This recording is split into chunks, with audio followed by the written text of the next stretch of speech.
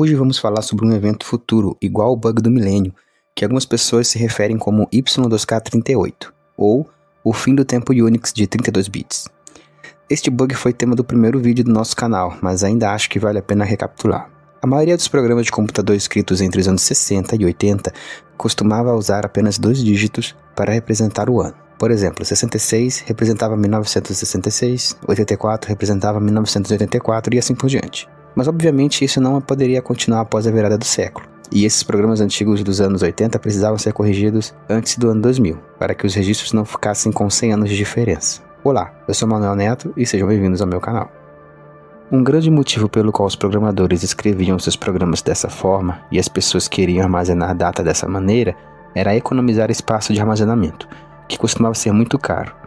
Literalmente cada byte contava quando você estava programando ou armazenando dados algumas décadas atrás. Por exemplo, se você precisasse armazenar registros contábeis, cada entrada teria uma data. Se você quisesse armazenar isso em algo como um IBM 1405, que era um dos melhores discos que se tinha nos anos 60, aquele gigante só conseguia armazenar um total de 10 megabytes de dados e custava $36 mil, o que equivale a incríveis $355 mil hoje em valores corrigidos. Para armazenar apenas um byte extra, o que é provavelmente o que você precisaria para escrever 1960 ao invés de 60, isto custaria 3 centavos extras para cada registro que você precisasse armazenar. E isso aumentava muito rápido. Então, fazia sentido ser extremamente eficiente com o armazenamento de dados nos anos 60.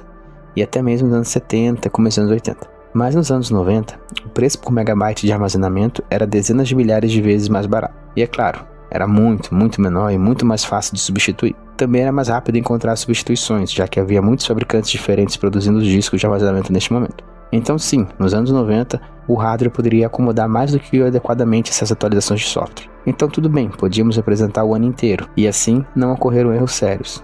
As coisas foram corrigidas até meia-noite do dia 1º de janeiro de 2000. Agora, o Y2K38 é uma situação semelhante, onde em 19 de janeiro de 2038, às 3h14:07 UTC, o tempo Unix, ou seja, o número de segundos desde o início da época Unix, atingirá seu valor máximo assinado de 32 bits.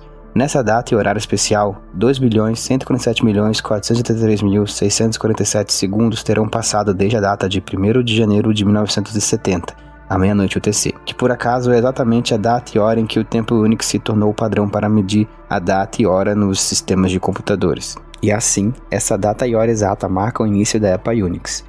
Então, basicamente o tempo Unix conta o número de segundos antes ou depois da época Unix. E este é o sistema subjacente que todos os programas de computador moderno desde os anos 70 usam para suas marcas temporais.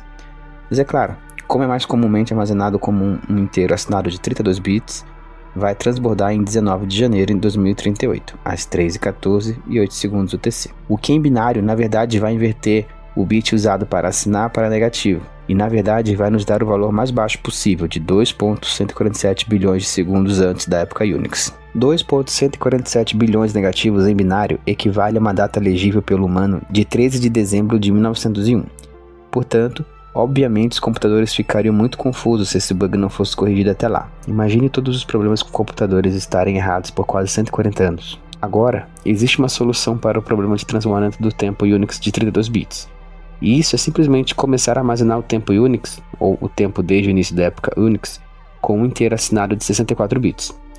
Muito fácil de fazer, porque praticamente todos os sistemas e programas de hoje em dia são de 64 bits de qualquer maneira. Na verdade tem sido assim por algum tempo, e até sistemas verdadeiros de 32 bits são capazes de entender inteiros de 64 bits com alguns truques inteligentes. Então, é totalmente possível corrigir esses sistemas antigos legados, se eles ainda forem utilizados daqui a 15 anos.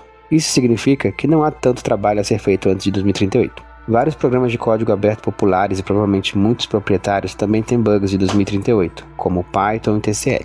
Então sim, definitivamente há mais trabalho a ser feito, e como este é um bug que afeta a marca temporal, precisa ser corrigido antes do final da época Unix de 32 bits, porque algumas dessas máquinas temporais são usadas para datas futuras, como datas de expiração de certificados SSL, por exemplo.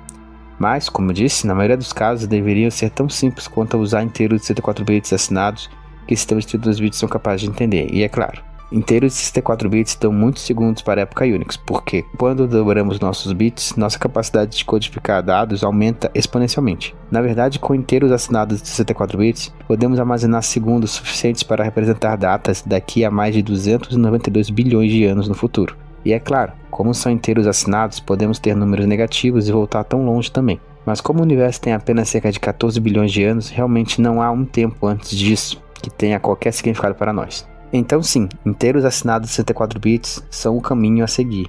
Eles praticamente cobrem todo o tempo já existente, pelo menos até onde os humanos estão preocupados.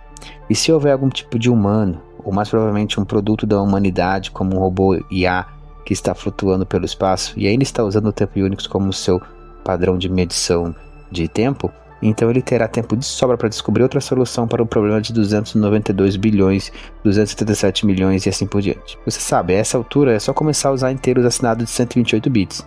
Então qualquer abominação Android que estiver flutuando pelo espaço terá a capacidade de medir o tempo até o início da morte térmica do universo, onde tudo, exceto buracos negros, terá decaído para a radiação de fundo. Então sim, Y2K38 provavelmente não será tão grande coisa. A maioria dos softwares lá fora parece já estar corrigida. Existem algumas bibliotecas Python com bugs de Y2K38. Porém, então, definitivamente algo parece ficar de olho se você é um programador de Python, especialmente se você estiver usando alguma dessas bibliotecas. Talvez você possa ajudar a corrigir esses bugs e se tornar uma lenda como as pessoas que corrigiram os bugs do Y2K na época. Mas se eu tivesse que adivinhar, o maior problema do Y2K38 será o mesmo que o Y2K teve, que é o exagero. As pessoas não entendendo as questões subjacentes e ficando realmente envolvidas com previsões apocalípticas. Lembra de 2012? Eu me lembro, e tenho certeza de que muitos de vocês também se lembram.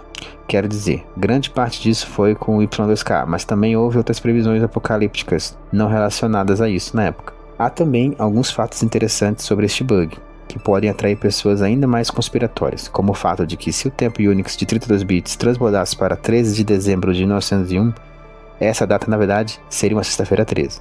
Então, talvez isso se torne parte da lenda do dia do juízo final também. Além disso, o relógio voltaria quando atingisse 3h14 da manhã em 19 de janeiro de 2038, o que bateria exatamente com o valor de π, que é 3,14. Viajado, né? Com certeza, mas é assim que trabalha a mente de alguns conspiracionistas. Vamos ter que esperar e ver daqui a 15 anos como as pessoas reagem à previsão do dia do juízo final. Mas me deixem saber nos comentários abaixo o que vocês acham. Todo o software será corrigido antes do Y2K38? Ou vocês acham que alguma coisa vai escapar e causar problemas naquele ano? Muito obrigado por assistir o vídeo. Se gostou, deixe um gostei, inscreva-se no canal e ative o sininho para novas notificações. Obrigado.